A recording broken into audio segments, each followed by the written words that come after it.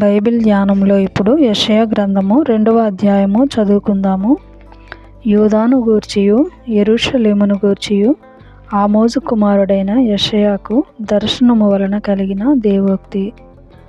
అంత్యదినములలో పర్వతములపైన యెహోవా మందిర పర్వతము పర్వత శిఖరమున స్థిరపరచబడి కొండల కంటే ఎత్తుగా ఎత్తబడును. ప్రవాహము వచ్చినట్లు సమస్త అన్యజనులు దానిలోనికి వచ్చెదరు. ఆ కాలమున సీయోనులో నుండి ధర్మశాస్త్రము, యెరూషలేములో నుండి యెహోవా వాక్కు బయలువెళ్ళును. జనములు గుంపులు గుంపులుగా వచ్చి యాకోబు దేవుని మందిరమునకు, యెహోవా పర్వతమునకు మనము వెళ్ళుదము రండి. ఆయన తన మార్గముల విషయమై మనకు బోధించును. మనము ఆయన త్రోవలలో నడుతము అని చెప్పుకొందురు. ఆయన మధ్యవర్తి అయి అన్యజనులకు న్యాయము తీర్చును, అనేక జనములకు తీర్పు తీర్చును. వారు తమ ఖడ్గములను నాగటి నక్కులుగాను, తమ ఈటెలను మచ్చు కత్తులుగాను సాగగొట్టుదురు. జనము మీదికి జనము ఖడ్గమెత్తక యుండును, యుద్ధము చేయ నేర్చుకొనుటైక మానివేయును.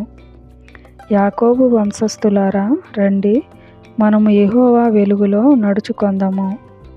యాకోబు వంశమగు ఈ జనము తూర్పున నుండిన జనుల సంప్రదాయములతో నిండుకొని ఉన్నారు.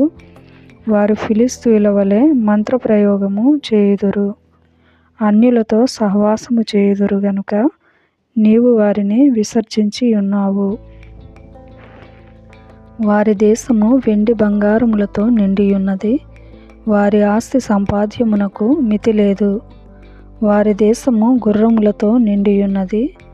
వారి రథములకు మితి లేదు. వారి దేశము విగ్రహములతో నిండియున్నది. వారు తమ చేతి పనికి తాము వ్రేళ్లతో చేసిన దానికి నమస్కారము చేయుదురు.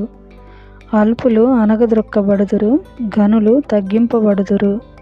కాబట్టి వారిని క్షమింపకుము.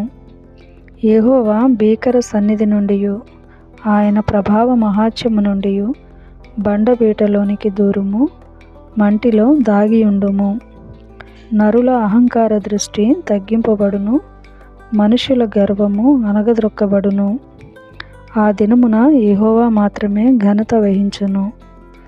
అహంకారాతిశయము గల ప్రతిదానికిని, ఔన్నత్యము గల ప్రతిదానికిని విమర్శించు దినమొకటి సైన్యములకు అధిపతియగు యెహోవా నియమించి ఉన్నాడు. అవి అనగద్రొక్కబడును. ఔన్నత్యము కలిగి అతిశయించు లెబానోను దేవదారు వృక్షములకన్నిటికిని, బాషాను సింధూర వృక్షములకన్నిటికిని, ఉన్నత పర్వతములకన్నిటికిని, ఎత్తైన మెట్లకన్నిటికిని, ఉన్నతమైన ప్రతి గోపురమునకును, బురుజులు గల ప్రతి కోటకును, తర్షీషు ఓడలకన్నిటికిని, రమ్యమైన విచిత్ర వస్తువులకన్నిటికిని ఆ దినము నియమింపబడి ఉన్నది. అప్పుడు నరుల అహంకారము అనగద్రొక్కబడును, మనుషుల గర్వము తగ్గింపబడును. ఆ దినమున యెహోవా మాత్రమే ఘనత వహించును. విగ్రహములు బొత్తిగా నశించిపోవును. యెహోవా భూమిని గజగజ వణికింపలేచునప్పుడు ఆయన భీకర సన్నిధి నుండియు ఆయన ప్రభావ మహాత్యము నుండియు మనుషులు కొండల గుహలలో దూరుదురు, నేల బొరియలలో దూరుదురు.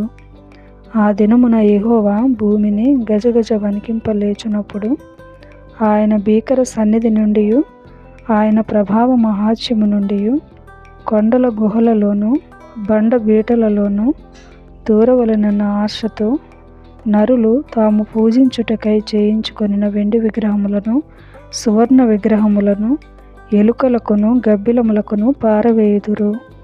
తన నాసికా రంధ్రములలో ప్రాణము కలిగిన నరుని లక్ష్యపెట్టకుము.